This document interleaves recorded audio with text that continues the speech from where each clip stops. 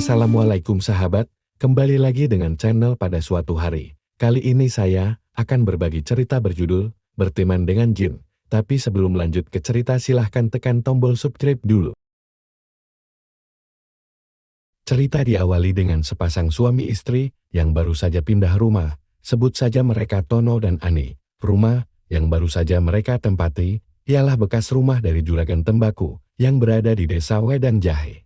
Dan alasan mengapa mereka pindah adalah karena tuntutan pekerjaan. Di rumah yang lumayan besar itu mereka tinggal bertiga, Tono, Ani dan satu putri kecilnya yang masih berusia 5 tahun yang bernama Loli. Rumah yang mereka tempati memiliki halaman cukup luas. Tepat di samping ujung halaman rumah terdapat pohon beringin yang cukup besar dan rindang. Banyak akar-akar gantung yang menjuntai ke bawah, memberi kesan angker pada pohon itu. Karena perjalanan dari tempat lama menuju ke rumah yang baru cukup jauh dan cukup melelahkan, mereka memutuskan untuk tidak melakukan kegiatan lain yang menguras tenaga, seperti bebenah rumah atau merapikan barang-barang bawaan.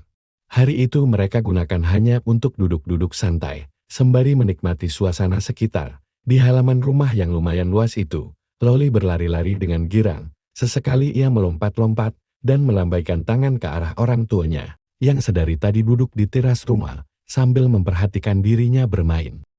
Setelah malam tiba, mereka tidur dalam satu kamar dengan lampu utama yang dimatikan, hanya menyisakan lampu tidur yang tidak begitu terang tetap menyala. Karena memang sangat letih akibat perjalanan yang cukup jauh, Tono dan Ani tidur sangat pulas. Hingga ketika Loli terbangun, karena mau buang air kecil, Tono dan Ani susah untuk dibangunkan. Karena sudah tidak tahan ingin buang air kecil, Loli pun berjalan sendiri ke kamar mandi, yang letaknya bersebelahan dengan dapur. Saat Loli berjalan hendak masuk ke kamar mandi, ia mendengar ada suara yang memanggil namanya dari arah belakang. Setelah ditengok, benar saja, ada sosok gadis kecil seusianya yang berdiri sambil melambaikan tangan. Karena penasaran, Loli mendekati gadis kecil itu dan bertanya, "Sedang apa kamu di dalam rumahku?" Ia tidak menjawab, hanya menggelengkan kepala. Kemudian Loli bertanya lagi padanya, "Siapa namamu?" Ia malah mengatakan, "Ayo bermain denganku," sambil menarik tangan Loli. Lamat-lamat suara azan subuh membangunkan Tono dari tidurnya. Dengan masih menahan rasa ngantuk, Tono bangkit dan membangunkan istrinya. Setelah duduk beberapa saat untuk memulihkan kondisi tubuh setelah tidur, mereka baru tersadar bahwa putrinya tidak ada di tempat tidur.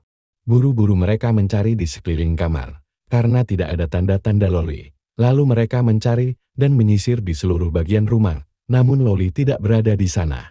Dengan keadaan bingung, pencarian mereka lanjutkan di sekeliling halaman rumah, hingga mengitari pekarangan belakang, sambil berteriak memanggil nama Loli. Setelah beberapa saat mereka menyisir pekarangan rumah, dari kejauhan, Tono melihat sesosok anak yang berbaring di bawah pohon beringin pada pojok halaman rumah. Buru-buru Tono berlari ke arah pohon, sambil berteriak memanggil Ani. Benar saja, sosok anak kecil itu adalah Loli, yang sedang tertidur. Dengan tangis dan jeritan histeris, Ani langsung memeluk tubuh Loli. Setelah siang hari, Tono dan Ani menanyakan kepada Loli, apa yang telah terjadi pada putrinya, kenapa Loli bisa tidur di bawah pohon. Kemudian Loli bercerita kepada orang tuanya, bahwa semalam ia diajak bermain dengan teman barunya. Loli mengatakan bahwa teman barunya bernama Sari. Loli juga bercerita, kalau ia diajari berbagai macam permainan. Mendengar cerita dari putrinya, Tono dan Ani merasa heran, dan merasa ada yang aneh. Tetapi mereka masih bersikap positif. Jika kejadian yang dialami Loli hanya karena mengigau saja, karena dulu Loli pernah mengigau sambil berjalan saat masih di rumah lama.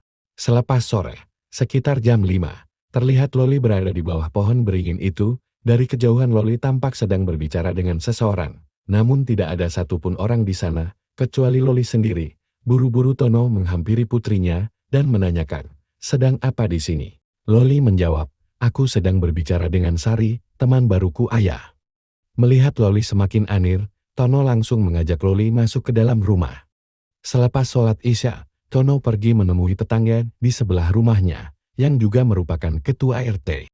Lalu diceritakanlah semua kejadian yang barusan mereka alami. Setelah mendengar cerita Tono, tetangganya yang sekaligus RT, menceritakan sejarah rumah yang mereka tempati. Bahwa dulu pemilik rumah itu Sebelum Juragan Tembakau pemilik rumah kedua sebelum Tono, ialah seorang pengusaha mebel.